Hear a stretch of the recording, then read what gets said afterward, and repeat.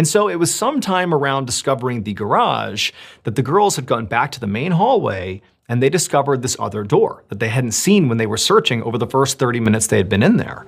And this door led to this ominous stairwell that went down into what appeared to be the basement.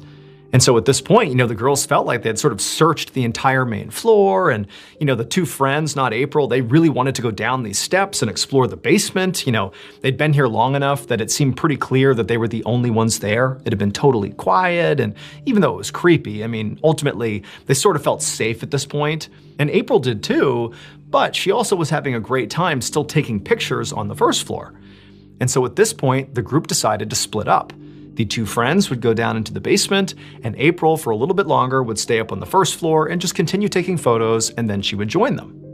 And so, no big deal, they split up, the girls go down to the basement, April's taking her photos, doing her thing, and just a couple of minutes later, April hears her friends in the basement, through the floors, yelling out something to the effect of, "Oh my gosh, is that real?" And then the other friend is like, "Yes, that is real, oh my gosh."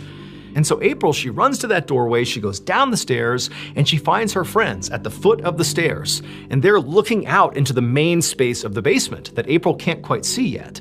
And so she goes right down to her friends, she's looking at them, they look horrified, they're looking out at something obviously terrible in the basement.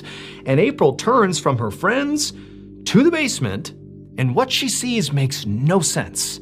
There's just like this empty basement, with some stuff pushed up against the walls, but in the middle of the basement is what appears to be like this standalone metal jail cell. Like imagine metal rungs that you would imagine in a jail, but all the way around. It's about 8 feet tall, 10 feet wide, 4 feet deep. It's just this inexplicable standalone jail cell. At least that's the way April interpreted it, and so did her friends.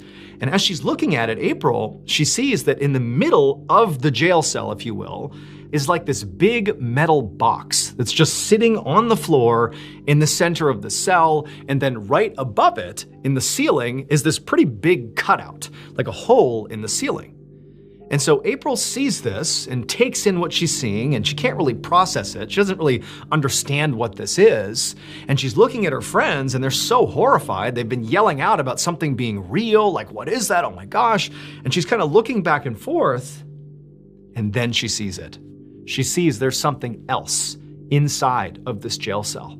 And when she sees it, she recoils in horror, she grabs her friends, they sprint out of the funeral home, and they call the authorities. When authorities arrived, they went right down into the basement and they looked inside of that jail cell, and quickly they determined that April and her friends had not been alone inside of this building.